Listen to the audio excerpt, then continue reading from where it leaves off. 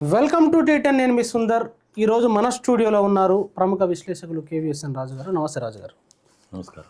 రాజు గారు, ప్రధానమంత్రి మోడీ గారు దిమాగీ నక్సల్స్ అనే ఒక పదాన్ని ప్రయోగించారు ఎర్రకోటపై నుండి. దానిపైన పెద్ద ఎత్తున చర్చ జరుగుతుంది. మిమ్మల్ని కామెంట్ చేయమంటే ఏం మాట్లాడతారు? ప్రధానమంత్రి గారు ఎర్రకోట నుండి ఉద్దేశించి జాతిని ఉద్దేశించి మాట్లాడినప్పుడు వాడిన పదం, ఆయన 78 నిమిషాలు సుమారు మాట్లాడినప్పుడు మధ్యలో వాడింది దిమాగీ పదం ఎక్కడి నుండి వచ్చింది అని అంటే ఇంగ్లీష్లో DIMAGIA అనైనా పెట్టచ్చు, లేదు DHIMAGIA అయినా రాయొచ్చు, లేదా దిమాగ్ ఈఈ అని కూడా ఉండొచ్చు. ఈ పదాలు ఏవైనా ఇవి ఎక్కడి నుండి వచ్చాయంటే అరబిక్ నుంచి, అరబిక్ అండ్ ఉర్దూ. ఓకే, అంటే స్వదేశీ పదం కాదు అది. నాకు తెలిసి మోడీ గారు ఎప్పుడు స్వదేశీ, హిందువులు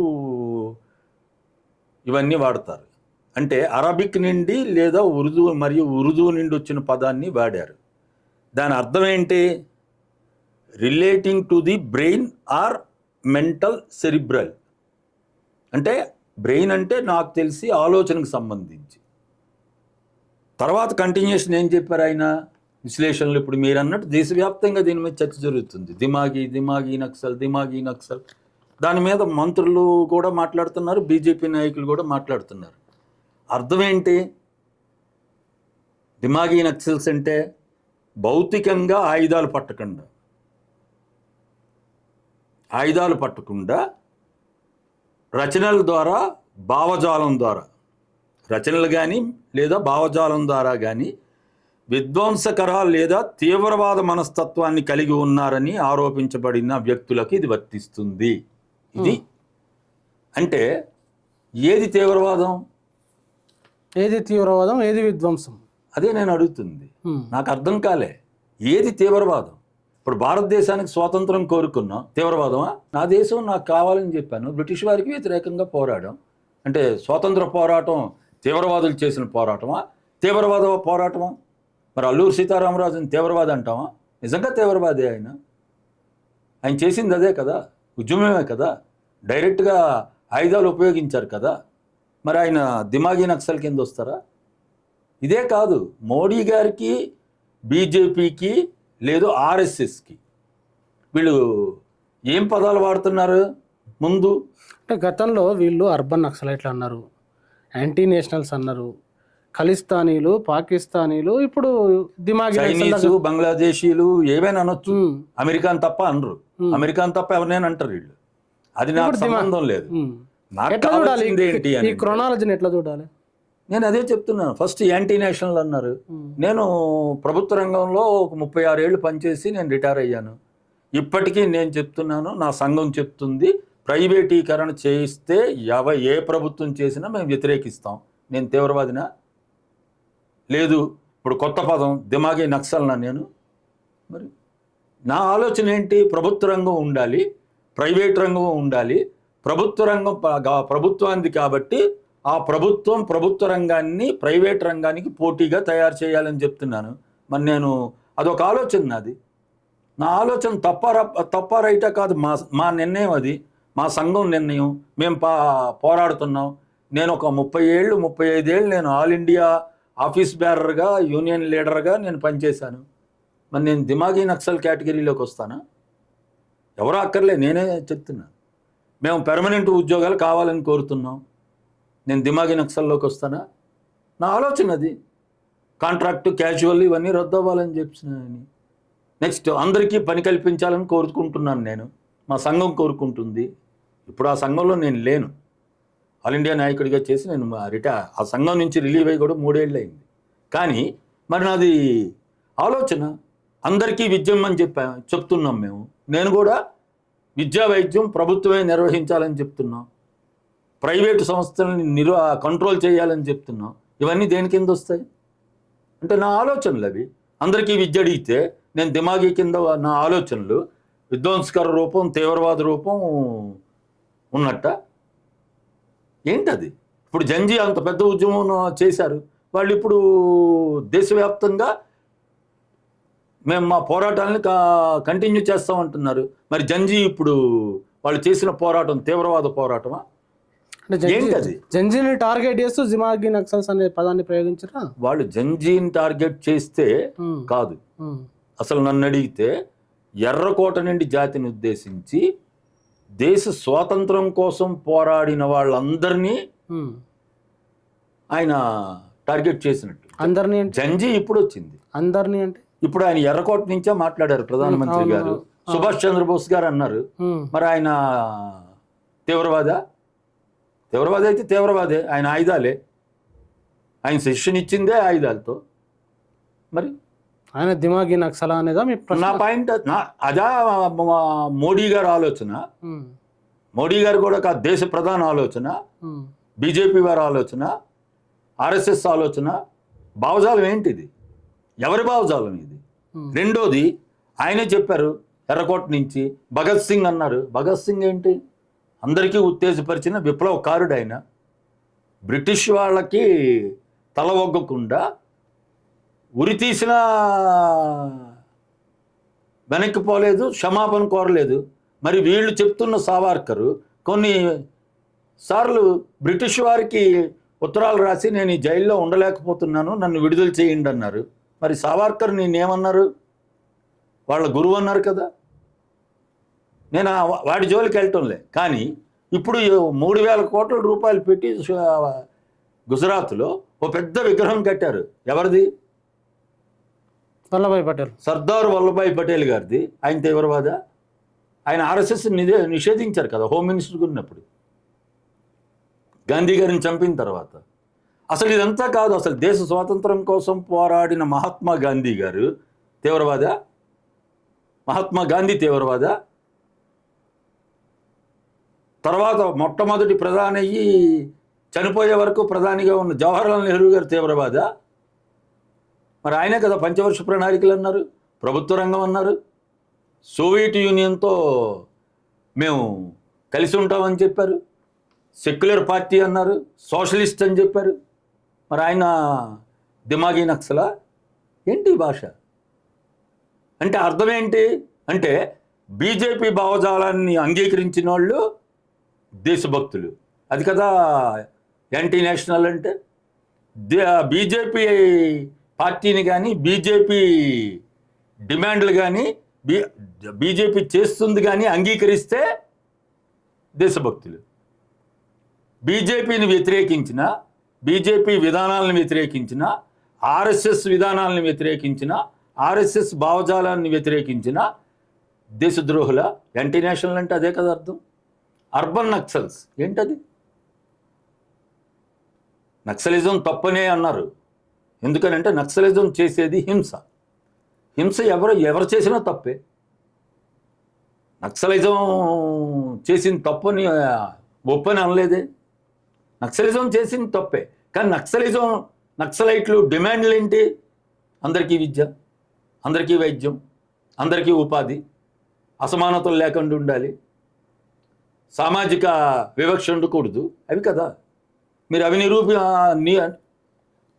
నిర్మూలించండి, అవి లేకుండా చేయండి. 80 ఏళ్ళు అయింది కదా స్వాతంత్రం వచ్చి. మీరు 13వసారి ఎర్రకోటను ఉద్దేశించి మాట్లాడారు కదా. అవి చేయకుండా మేము నక్సలైట్లని, అంటే ఆయుధాలు పట్టుకున్న వాళ్ళ నక్సలైట్లని మేము నిర్మూలించమని ప్రకటించారు కదా. ప్రకటించినా మళ్ళీ వస్తాయి. ఎందుకనంటే అది పేదల నుండి వచ్చేది, బాధల నుండి వచ్చేది, ఆక్రోశం నుండి వచ్చేది. డిమాండ్లను మీరు రూపుమాపండి, నిర్మూలించండి, వ్యక్తుల్ని కాదు. మరి మీరు చేస్తుంది కరెక్టా? ప్రభుత్వం చేస్తుంది కరెక్టా? నేనేం నక్సలైట్ సిద్ధాంతాన్ని సమర్థించడం లేదు, నక్సలైట్లని చేస్తున్న హింసను సమర్థించడం లేదు. నేను అడుగుతున్నది ప్రభుత్వాన్ని, వాళ్ళ డిమాండ్లు ఏంటి చెప్పండి మీరు. ఆ డిమాండ్లని మీరు పరిష్కరించండి. అప్పుడు మీకు ఉగ్రవాదులు ఎందుకు తయారవుతారు, లేదు నక్సలైట్లు ఎందుకు తయారవుతారు? మీరు అది చేయకుండా మీరు పేర్లు ఏం పెడుతున్నారు అంటే ఆలోచన చేసే వాళ్ళందరూ నక్సల్సా? మరి రాజా రామ్మోహన్ రాయ్ నక్సల్ అనుకోవాలి, మరి దిమాగి నక్సల్. సతీసాగమనాన్ని మీద పెద్ద పోరాటం చేశారు కదా ఆయన. బ్రిటిష్ వాళ్ళే లొంగి చట్టం తీసుకొచ్చారు కదా, లార్డ్ విలియం బెంటిక్. సతీ సహగమనమే కాదు, ఇంకా మంచి కూడా తీసుకొచ్చారు వాళ్ళు. పసి ఆడపిల్లల్ని చంపడం వాళ్ళు నిషేధించారు. భ్రూణ హత్యల్ని నిషేధించారు. భ్రూణ హత్యలు నిరోధించారు. ఎవరు? బ్రిటిష్ వాళ్ళు. పోరాటం చేసింది ఎవరు? రాజా రామ్మోహన్ రాయ్, సంఘ సంస్కర్త ఆయన. భర్త చనిపోతే భర్తతో పాటు భార్యని చేతిలో వేయడాన్ని, అది కదా సతీసాగమనం. దానికోసమే కదా దేశవ్యాప్తంగా. అలాగే ఆడపిల్లలను చంపడం అన్నది దుర్మార్గం అని కదా. ఆడపిల్ల పుడితే చంపుతామా? లేదు, ఆడపిల్ల అని తెలిస్తే లోపల గర్భంలోనే చంపుతామా? అది నిషేధించారు. ఎవరు? బ్రిటిష్ వాడే. ఇదే కాదు నరబలి కూడా నిషేధించారు ఆయన. ఇది ఎప్పుడో 1830s చేసింది ఇది. అంటే ఒక పురోగమనంలో ఉన్నదాన్ని మార్చమని చెప్తే రిఫార్మిస్ట్ అంటారు కదా. అది కదా సంస్కరణ అంటే. అది కూడా మంచి వైపు వెళ్ళాలి కదా, ఐక్యత వైపు వెళ్ళాలి కదా. దేశ స్వాతంత్రంలో అందరూ కలిసింది అదే కదా. అక్కడ ఏమైనా ముస్లింలు కలవలేదా? క్రిస్టియన్లు కలవలేదా? జైన్లు కలవలేదా? బౌద్ధులు కలవలేదా? అసలు భారతదేశం స్వాతంత్ర పోరాటంలో ఏ ఒక్కరైనా పాల్గొకుండా ఉన్నారా? అది కదా ఆర్ఎస్ఎస్ వాళ్ళు తప్ప. అది అందరికీ తెలుసు. అదే కదా వీళ్ళకి. నేను అనేక పేర్లు చెప్తాను, ఒక్క ఆర్ఎస్ఎస్ పేరు చెప్పలేరు. ఎందుకనంటే ఆర్ఎస్ఎస్ సావర్కరే బ్రిటిష్ వాళ్ళకి నన్ను విడుదల చేస్తే మీ బ్రిటిష్ కలకాలం ఉండేటట్టు నేను ప్రయత్నం చేస్తానని రాసిచ్చారు కదా. అయినా ఇప్పుడు అది కాదు చర్చ. అసలు ప్రధానమంత్రి గారు అయ్యుండి మూడోసారి గెలిచి అసలు భారతదేశానికి ఏం చెప్తున్నారు ఈయన? ప్రపంచానికి ఏం చెప్తున్నారు అంటే, భారతదేశంలో ఆలోచన చేసే వాళ్ళందరూ, లేదు మా పార్టీకి వ్యతిరేకించిన వాళ్ళందరూ, లేదు ఆర్ఎస్ఎస్ భావజాలాన్ని వ్యతిరేకించిన వాళ్ళందరూ దేశద్రోహుల? అది ఇక్కడనే అర్బన్ నక్సల్సా? అతిపెద్ద ప్రజాస్వామ్య దేశంలో 100 పూలు వికసించని 1000 ఆలోచనలు సంఘర్షించని అని చెప్పేసి మాట్లాడుకునే ప్రజాస్వామ్య దేశంలో, ప్రజాస్వామ్య పద్ధతుల్లో అనేక చర్చలు ఉంటాయి, విమర్శలు కూడా ఉంటాయి. కానీ వ్యతిరేకంగా చిన్న మాట మాట్లాడిన ప్రతి ఒక్కరు అర్బన్ నక్సలైట్లు, యాంటీ నేషనల్స్, ఇప్పుడు దిమాగి నక్సల్స్. అంటే ఈ ప్రపంచ అతిపెద్ద ప్రజాస్వామ్యానికి అర్థం ఏముంటుంది? దాన్ని ఎటువైపు తీసుకెళ్తున్నారు వీళ్ళు? మీరు తీవ్రవాదం వైపు మీరు నడిపిస్తున్నారు. మీరే తీవ్రవాదుల్లా తయారు చేయాలని అనుకుంటున్నారా? అంటే నా ప్రశ్న అది. ఇప్పుడు జంజీ ఉద్యమం ఏంటి? అది తీవ్రవాద ఉద్యమా? మన పిల్లలు వాళ్ళు ఇప్పుడు వాళ్ళు ఉద్యమాన్ని కొనసాగిస్తామని చెప్తున్నారు. దీనికి ఏమర్థం? అంటే ఇప్పుడు వాళ్ళందరినీ మీరు దిమాగి నక్సల్స్ అని చెప్పి, లేకపోతే ఉపా చట్టం పెట్టి, లేదా యాంటీ నేషనల్ అని చెప్పి పెట్టి మీరు వాళ్ళని హింసిస్తారా? వాళ్ళని నిర్మూలిస్తారా? లేదు వాళ్ళ డిమాండ్లను పరిష్కరిస్తారా? నా పాయింట్ అది. ఇప్పుడు అందరికీ ఉద్యోగాలు కల్పించండి అన్నారు. కల్పించే బాధ్యత ప్రభుత్వానికి ఉండాలని చెప్పారు. అది ప్రైవేట్లోనైనా, పబ్లిక్ సెక్టర్లోనైనా, గవర్నమెంట్లోనైనా. అది మరి ఆలోచన తప్ప? అది తీవ్రవాద ఆలోచన? మరి అంటే అదేదో సామెత ఇప్పుడు చెప్పొచ్చు. అది అంటే బీజేపీ పార్టీలోకి ఎవరు వచ్చినా వాళ్ళు అవినీతి పరులు కాదు. అప్పటి వరకు వాళ్ళ మీద అవినీతి పరులని కేసులు ఉంటాయి. సిబిఐ కానీ, ఐటీ కానీ, ఈడీ కానీ. ఆ కేసులు ఏముండవు. కానీ అదే వేరే పార్టీలో ఉంటే అన్ని కేసులు వస్తాయి. ఇప్పుడు మరి జంజీ అంటున్నారు మీరు. మొన్న జార్ఖండ్లో పబ్లిక్ సర్వీస్ కమిషన్ పరీక్షల మీద కదా పెద్ద ఉద్యమం నడిపింది. అందులో ఏబీవీపీ కూడా ఉంది కదా.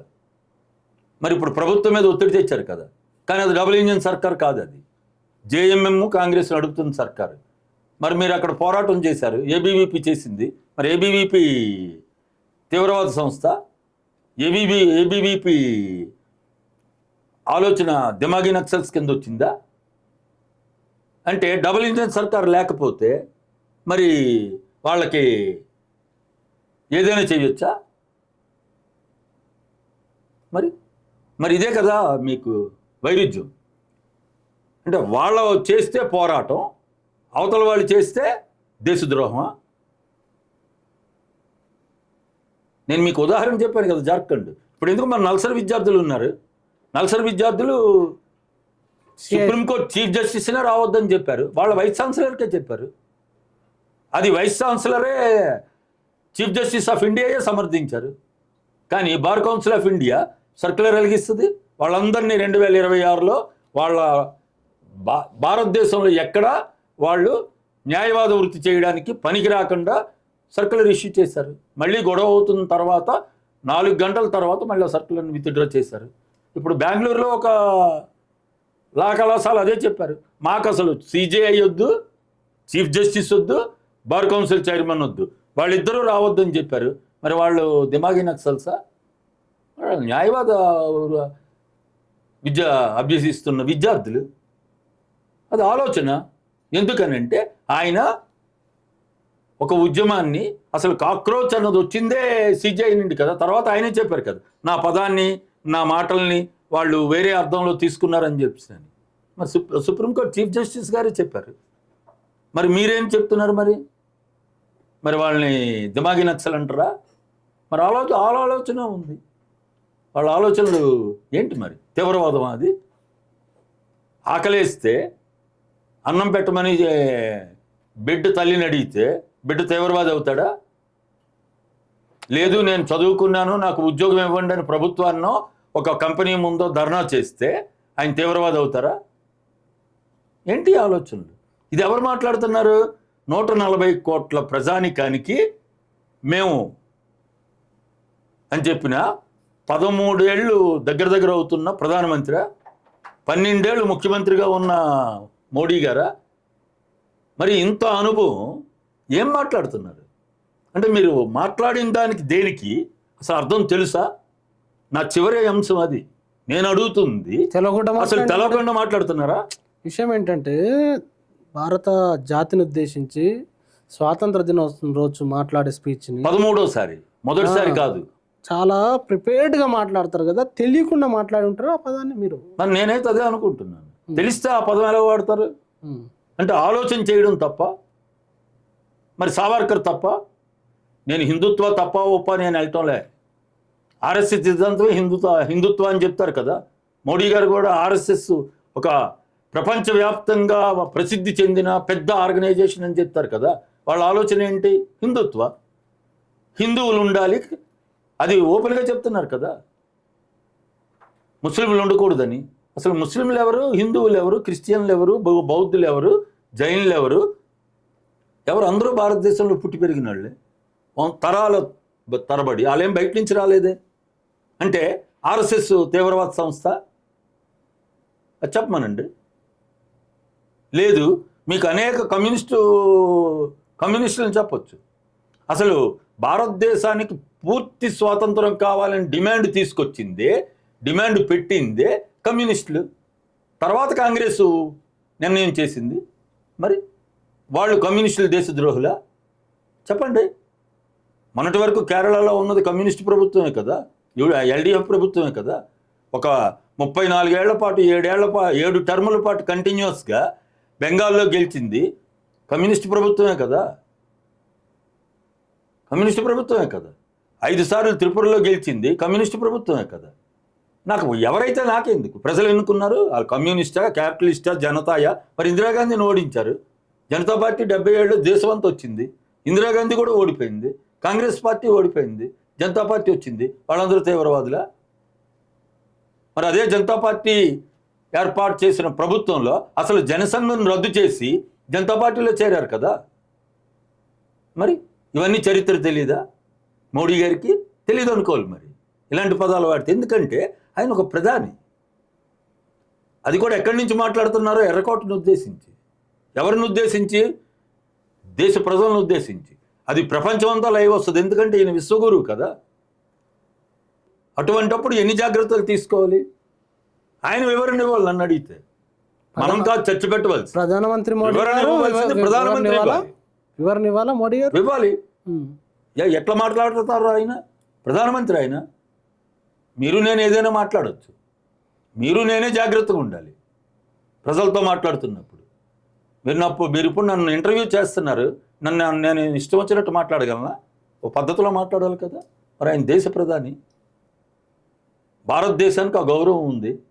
భారతదేశ ప్రధానులకి విదేశీల్లో అంత గౌరవం ఉంది. ఇంకా మాట్లాడితే అనేక విషయాలు చెప్పొచ్చు.